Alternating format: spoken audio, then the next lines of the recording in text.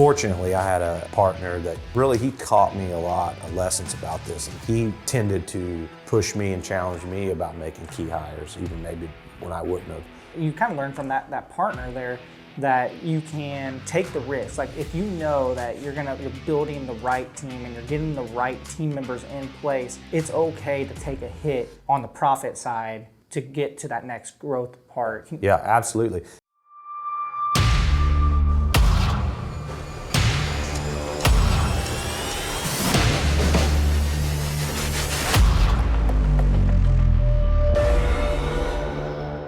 Welcome to the ProFab Alliance podcast. This is episode 4, and we're sitting here with Matthew Nix, president of Nix Companies and co-founder of the ProFab Alliance. And we've been talking about the 100x journey of Nix Companies. So that's growing a 100-year-old company, 100x in 20 years. So last time we left off talking about the first big job that you guys landed. In this episode, we kind of teased that we're going to talk about building a great team or building the foundation for a great team. So Matthew, just tell me a little bit of, you guys hired your first sales team member, you guys built the shop, coding shop, you're starting to build a team, you drew a line in the sand and say, these are the values that we're gonna have when we're building a team.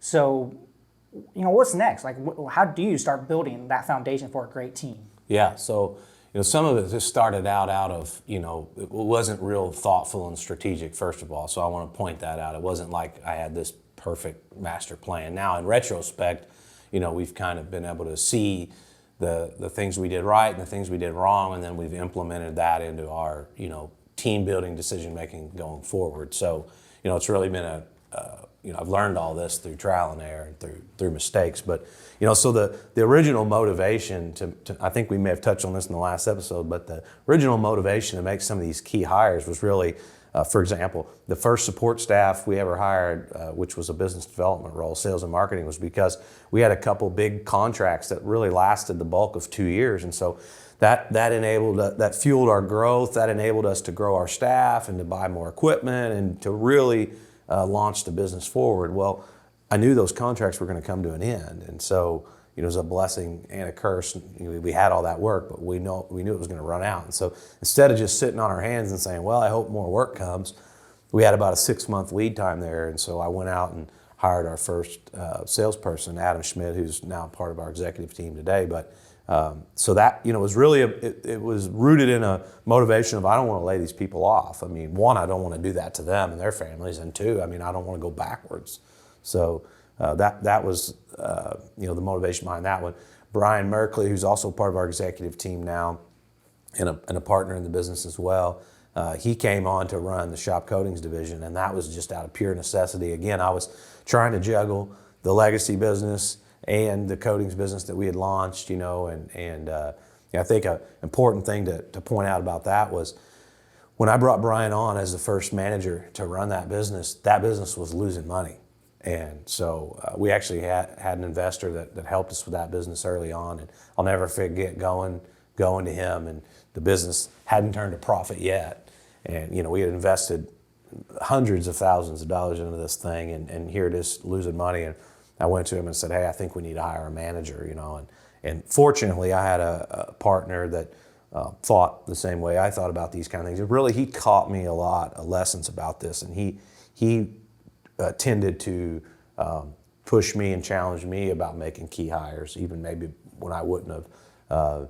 So I told him I think we need to hire a manager, and I was expecting him to really come down on me. What do you mean you want to spend more money? We're not even making money yet. Why can't you handle this? And he said, if that's what you think we need to do, that's what we need to do. And of course I didn't just step away completely. I stayed involved, but I brought in, a top-notch leader. Not only was he a good leader, he was able to focus on that business every day. And that's something I couldn't have done. And you just can't be in two places at once. And lo and behold, slowly but surely, business started getting better, improving a little bit. And the next thing you know, we're turning a profit. We've never looked back. And that's one of our most rock-solid, steady businesses to this day. It turns a profit. As far as I know, it's turned a profit every single month from that, from that day on. And so that's just a couple of quick stories about, what led us to where we are today in terms of the support staff and leadership hiring journey. So we're talking about key hires, and you mentioned Brian was being the first general manager that you guys kind of went out and hired him before you really could afford to hire him. Yeah. What are some other key hires that really projected Nix to the next level, I guess? Yeah, I think we'll just stick to what has now become the executive team, because those really were some of the first very, very key hires we made. And this episode is all about building the team, and I think the team starts with that inner circle and then goes out from there. And so, the executive team we have today, for the size of the organization we had most of this team when we were much smaller. So, naturally, they had to wear a whole lot of hats. They had to do a lot of different things. Their compensation certainly wasn't where it is today, but they've been with us in the trenches since the beginning. And so, yeah, we talked about how Adam came into the organization, Adam Schmidt, and how Brian Merkley came into the organization. Of course, early on in the story, we talked about, my brother joining the business. He was there. My wife, Lindsay, was there with me as well. So Brandon Wright would be the next one that enters the story. And, Brandon, didn't know him in high school like I knew the other guys, Brandon was the first one that sort of wasn't from Poseyville that came in. I know it sounds crazy, but we were a little small town business. And so Brandon was a Purdue graduate. I remember being intimidated by that. He had a fancy degree from Purdue, and he was working for a very large family-owned manufacturing company in Evansville. And I still remember when Brandon applied, thinking, "Oh my God, this guy, we can't afford him." And I knew who he was, but I didn't know him personally. And how are we going to be able to afford him? But again, go back to what I've said many times. We said, well, we can't afford to not bring this kind of talent in. And we were right in the midst of making our first acquisition, and we essentially brought Brandon in to be the general manager of that. What's really interesting about that I always like to point out was he actually came in over top of my brother. So at the time, my brother had moved up there, and it was a great opportunity for Adam, who joined the business later, was starting to develop his own leadership skills. And my brother moved into like the foreman/shop manager position in that acquisition, and Brandon came in as the general manager. So here's Adam Nix, the guy whose name is on the building and is the second largest shareholder in the company, is reporting to the guy that we brought in from the outside, Brandon. And Brandon's now one of our vice presidents of operations, and he's he's a lateral peer to Adam today. But that's one thing I like to point out is that we've been really, and our board helped us do this, and a lot of the other structure we have, we've been very diligent about ownership and employment. Two different things, and in Adam and I's case, there's the family bucket too. So you've got family member, employment, ownership, they're all separate. So anyways, Brandon came in, he was general manager, earned his stripes, was right there in the trenches with all of us, and today he's one of our VPs, and he oversees 3 of our locations actually today, and so those operations managers report to him. And so just it's been a really cool journey and a cool story there as well.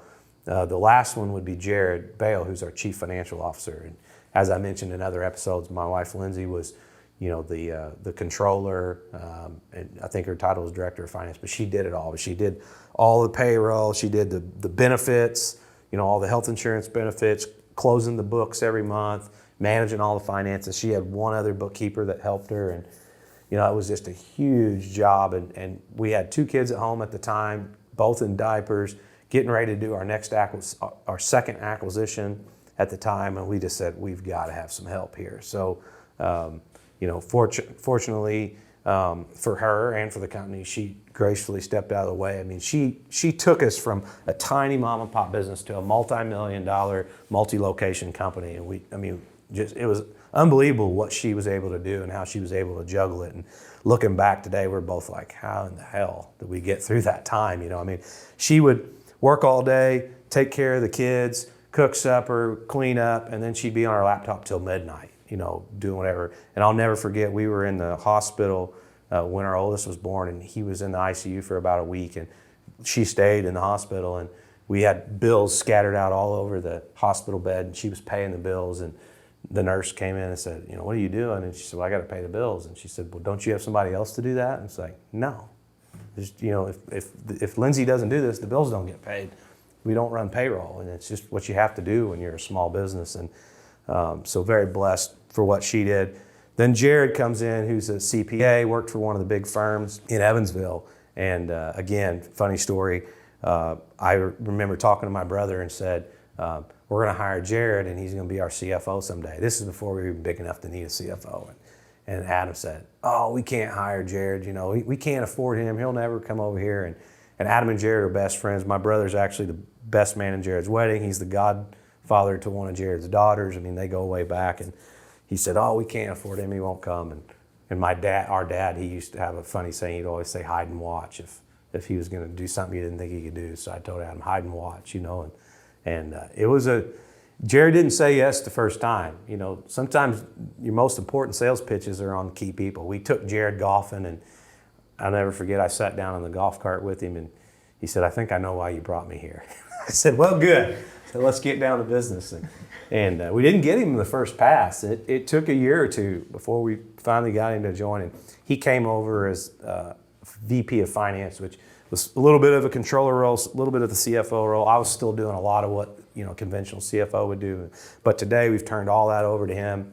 You know, when we were hiring Jared, some pretty stringent stuff. One, Lindsay's criteria was, it's got to be somebody that I could trust my kids with. You know, I mean, you think about that of a mother instinct of the level, the bar she set for the level of trust. And we have that with him. We have absolute complete trust, and you know, he's like part of the family. But the next point is, we didn't hire him just because of that. Going back to the board, we had an outside advisory board that interviewed our top 2 candidates. And we had a candidate that was already the CFO of a $100 million company. At the time, we were probably 10. I mean, much less than what we are today. And the board said, if you want to grow really fast and sell the company, hire that guy. If you want to be around for another generation or two, hire Jared, because he's not where that guy is, but he'll get there. And he'll be loyal, and he'll be with you the whole way.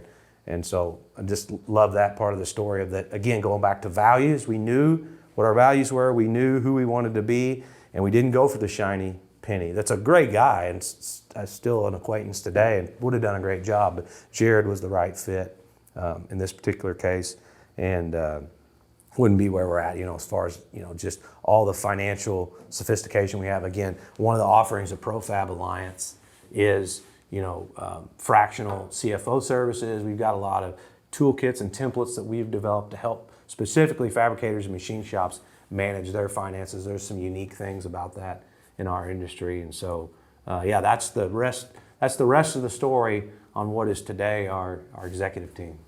So why is it important for people to hear that story of like how you went out? You got Brandon, who was an outsider. I mean, a lot of, you know, I think a lot of these listeners are going to be people from not local. You know, I'm a local guy. When you look at Nix, it's kind of funny to see, you see a lot of high school buddies that are running a, you know, multi-million-dollar company, and it's like, oh man, how are they doing that? But you went out and got Brandon, who wasn't one of those guys. Now he feels like one of those guys. You got Jared, who was one of those guys who you didn't think was going to be a part of the team. But why is it so important that people hear like that you took the time out to establish? This is all about getting that foundation for laying out an all-star team, basically. Yeah. And it's funny that at this time you now have who is now your executive team, but you know, all owners now. Yeah, all owners of the company. But this was, you know, 5-6 years ago. You were just getting nice top talent. How important was it that you kind of saw that these were people that you needed to fill these key roles? Yeah, that was absolutely the key. I knew that. Again, goes back to, we have a vision. You know, I'm serious about the vision. It's not just BS. And if we're here and we want to go there, we have to see the gaps, and we've got to put the right people on the team to do that. And so, yeah, we just had to go out and start making it happen. And slowly but surely, we built that core team. And now we're really focusing on that team below us. And our board has challenged us on the same thing, to see the gaps. And, you know, where is that executive team working in the weeds a little bit too much, that they're not able to look out and help us go where we want to go. And so now we're really building that next layer out of some unbelievable talent. There's people at the next level of the org chart that report to the executive team that are just, they're probably better and smarter than we were when we were at that point. I mean, it's just awesome to see how we've continued to grow and add that talent. And if you're going to move forward, you got to have it. So Yeah, speaking of that, like you've talked to me off camera before about this, about learning. I'm assuming now you kind of learn from that partner there that you can take the risk. Like if you know that you're building the right team and you're getting the right team members in place, it's okay to take a hit on the profit side to get to that next growth part. Can you talk a little bit about that? And I think the Brian Merkley side is kind of a good learning. It sounds like you've probably used that to replicate at either different locations or different key team members. Can you talk about that a little bit? Yeah, sure. Yeah, I mean, you have to be thoughtful about it. But if you're always waiting until you can fully justify that hire, you're going to be chasing. You're going to be chasing that a long time. And those lines, I draw this graph for our team all the time, and for other people when we talk about this, growth's kind of like this. People think everything's all a beautiful straight line. I'll turn it for the camera in a minute. Growth is like that, and it's not always just like that. But really, your assets, whether that's your equipment assets or your people, the growth of that goes like this. So it doesn't just follow that perfectly. This is where you hire a key person, right? You have a lot of leadership bandwidth now, and then growth catches up. Now you're behind it a little bit, and then or you have equipment capacity. You have more capacity than you can sell. Now all of a sudden you're selling more than you have capacity for. These lines very rarely intersect. Over the course of the journey, you have a few days, a few weeks, a few months where everything's harmonious. You have the right people, you have the right equipment. So the sooner you recognize that's a myth to have those perfectly in unison. The sooner you can get comfortable with the fact that there's times we're going to be out in front of that and there's times we're going to be behind that, and we just have to watch that, and you have to be thoughtful about it. But when the right person comes along, that you either know of or you know them and you vouch for them, and we know, man, this person, we might not have the right spot for them yet, but this person's really going to add value to our business. And sometimes I don't even know how to measure that. Like I can't sit down with our CFO and say, this is exactly how this person is going to impact our business. But we just know that we're moving forward, and we've got to have talent to do that. And I'm confident that this person's going to add value. Of course, we have roles in mind that we're going to put them in, but it's not like we don't have a clue. But even within those parameters of their roles, we might not be able to fully measure and justify how they're going to offset their salary. And these are calculated risks. Of course, you can't do that with 3 people all at once. You do that here, and then 6 to 12 months later, you might do it again. And so if you know that you've got a high caliber person, you can take some risks on that. And you can't wait until you're on the wrong side of the equation every time and you're playing catch up. I mean, that happens at times. You grow faster than you think you were going to, and you go, oh shit, we need some more people. We need to fill that spot and so forth. But I look at key hires the same way we look at an asset. When you buy an equipment asset, you don't immediately get an ROI on that thing. I mean, it takes a while. Even if the best laid plans take weeks or months to get it fully operational and get it flowing, and then maybe you're starting to get a positive ROI, and then even then it takes years to pay that machine off. So you have to think about key people the same way. I think those are good points, especially for our audience for this podcast, which are smaller, maybe mom and pop shops or other small fabrication and machining shops. Yeah, even medium sized and medium size, exactly. Yeah, but when they're taking that step to hire a key role, what kind of advice can you give them to say like maybe they're thinking like, oh man, there's not enough pie to go around, if that's the right. Sure. There's not enough dough to go around. I'm scared to make that key hire. What would you say to them? Well, I mean, if there's literally not enough to justify it, then you probably need to wait a little bit and be careful. But if you're 70-80% of the way there, I would tell you that the right people are going to figure out how to get you the rest of the way there, and they're going to make the pie bigger. And also things that we've done more practically speaking. I mean, we compensate our management really well, but a significant part of their overall compensation is at risk or performance based or bonus or whatever you want to call it. And that's the way we've been able to attract top talent. We're not taking on all the risk. They have to have some skin in the game too. So maybe, and as you go up our org chart, that equation gets more lopsided to at-risk compensation, as much as 50-50 at the executive level of our org chart. But as you go down to a manager level, a manager might get as much as 30 or 40% of their income could come from performance-based, bonus, at-risk, whatever you want to call it. And so that enables you, we can have competitive base, but not industry-leading base pay. But when you tack on the performance-based pay, we're on the upper end of that. And so that can help you kind of in the early days, when you may not be able to justify that bigger salary. And I think what you'll find is not only does it ease the financial constraints, it attracts the right kind of people, because there's a certain kind of person that's willing to do that and take that risk. They got to believe in themselves that they're going to perform, and B, they got to believe in you and the company and the mission, so I think it's a pretty nice self-selection process right there. And so I think that's a piece of the equation that people often overlook about that performance-based compensation. Yeah, we had some notes about kind of on the performance base, but also just obviously when you talk about that, a lot of times you're thinking about salaried employees.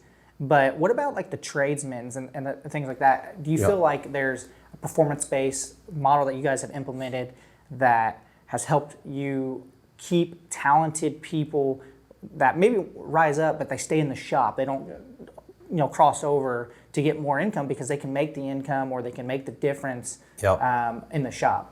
Yeah, absolutely. In fact, that's something that we're now struggling with. The opposite direction is there's times where there's an hourly shop floor or field team member that we'd like to move into the office or to move into a leadership or some kind of a technical role, and we often struggle to be able to provide that same level of compensation in that role.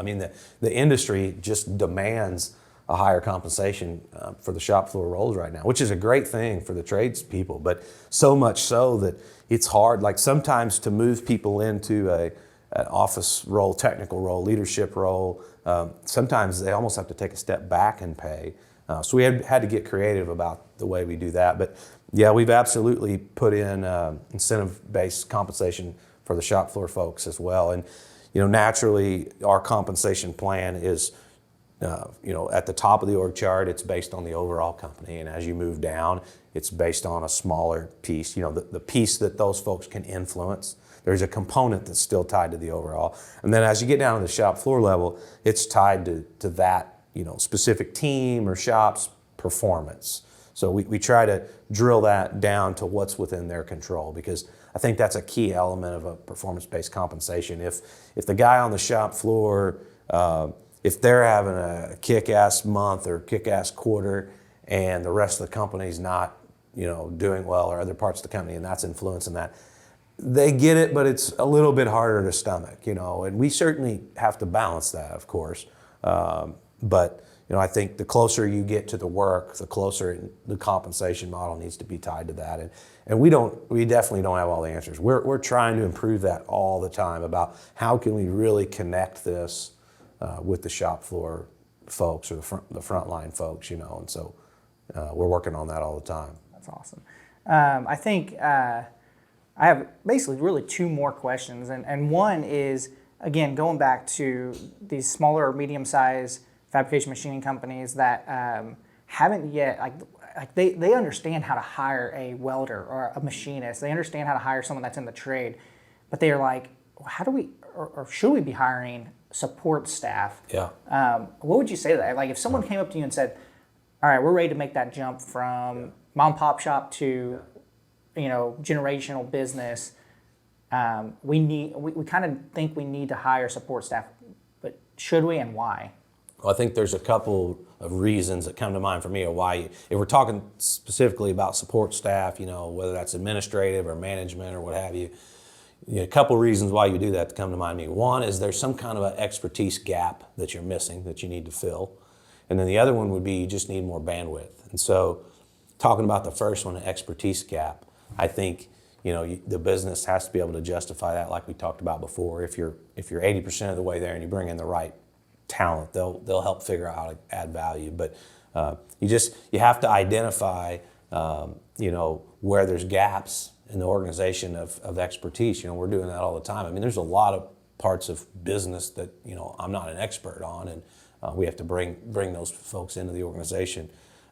On the bandwidth side, I think the important thing is to analyze yourself and your team and ask yourselves, what is my best and highest role? And we all have to wear multiple hats all the time, but in general, you want to try to operate in the space that, is your God-given talents and where you can add the most to the organization. And you want to bring people in that offset that and allow you to live in that space, So everybody in our organization knows that I'm the visionary. I'm a lot better at starting things than finishing things. I know that, they know that. And so what I've tried to do, I'm also a broad strokes guy. I'm not a detail-oriented guy.